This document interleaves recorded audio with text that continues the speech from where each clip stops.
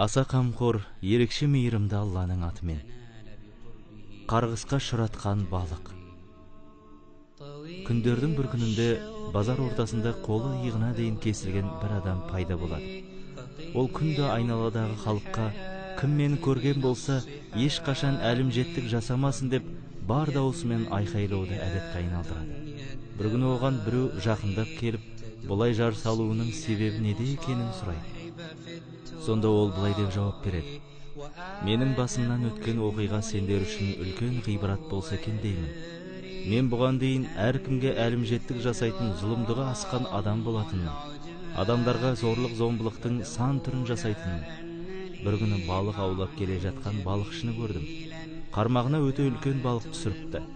Бұрын соңды ондай балық көрмеген едім. Қатты қызықтым. Мен оған балықты ұстап, мынаны маған бер деп бұйырдым. Ал ол болса, бала шағасына азық-түлік алу үшін осы балықты сатуға алып бара жатқанын айтты. Мен оған дөрекілене, балықты бермесең соққыға жығыласың дедім. Ол жалынышты үнмен аяушылық танытуымды өтінді. Мен оның сөздерін құлағыма да қыстырмадым. Оны ұрып соқтым да, қолындағы балықты күштеп тартып алып кете бардым. Ол жылап еңіреп қала берді. Жолда әлгі балық менің бас бармағымнан тістеп алды. Содан саусағым түні бойы сыздап, ұйықтаптай шықты. Таң ата салысымен саусағымды дәрігерге көрсеттім. Қолымды тексерген ол маған саусағымды кеспесе қолымнан айырылатынымды айтты. Мен амал жоқ айтқанымдай жасадым. Бірақ та қолымның ауырғаны сонда да басылмады. Мен екінші күніде жан шыдатпас аурудан ұйықтай алмай шықтым. Сонда дәрігер маған қолымды білезігіне дейін кесу керектігін айтты. Мен шарасыздықтан оны да жасаттым. Алайда ауру басылмай шынтағыма дейін сырқырап ауырып, күндіз түні мазамдалды. Жаным қиналып, көз жасым көл болды. Содан мен қолымды шынтаққа дейін кестірттім. Бірақ ол да ауруымның басылуына көмектесе алмады. Қайта сыздауы одан әрі үдей түсті. Дәрігер маған қолымды иыққа дейін кеспейтін болсам, бұл дерт бүкіл денеме тарайтынын айтты. Менің көнбеске шарам қалған жоқ. Ақыры тұтас қолымнан айырылдым. Ауру енді бүкіл денеме көшті. Қақсауы мен сыздауы одан сайын өрши түсті.